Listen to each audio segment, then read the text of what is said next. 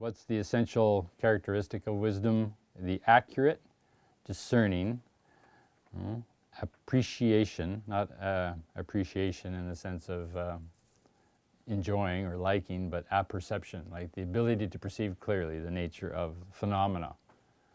And of course, phenomena manifests in the 5 skandhas, doesn't it? Form, feelings, perception, consciousness, and the factors of consciousness, which are the ways by which we perceive, and we believe in some sort of inherent or substantive reality in relationships to those skandhas. And the Buddhists are going to argue that they arise because of each other. They're mutually interdependent arisings, and they have no inherent existence of their own other than the fact that they co-produce each other.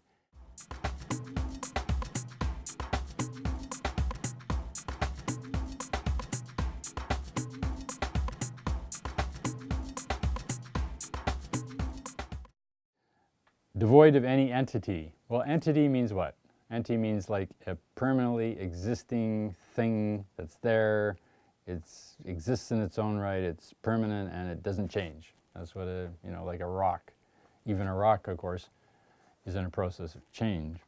So when it says devoid of any entity, it means devoid of anything that remains unchanging, fixed, and stable. And what does it mean, after all, to talk about a you if it changes?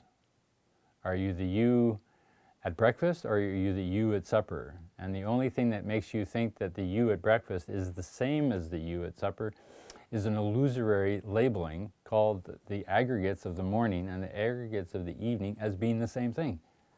And there's nothing inherently that holds them together. Even the views that you might have that hold them together change from year to year and month to month and maybe day to day, and certainly lifetime to lifetime your views change according to where you're born and situations you're born into and so forth.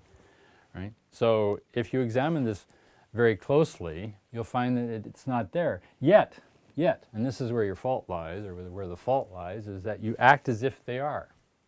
In other words, you continue to act, even if you know philosophically there's no inherent self, you continue to act as if there is one. You protect it, you defend it, you argue it, you promote it, you try to satisfy it, do you not?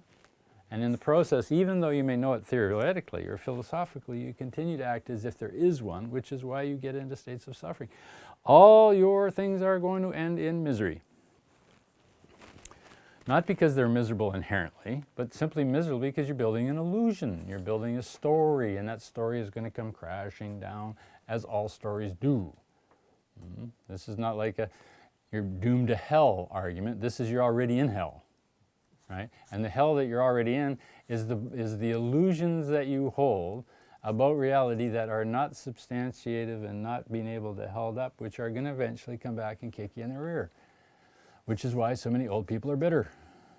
Old people get bitter because they've lived a lie. Our job is to wake you up, right?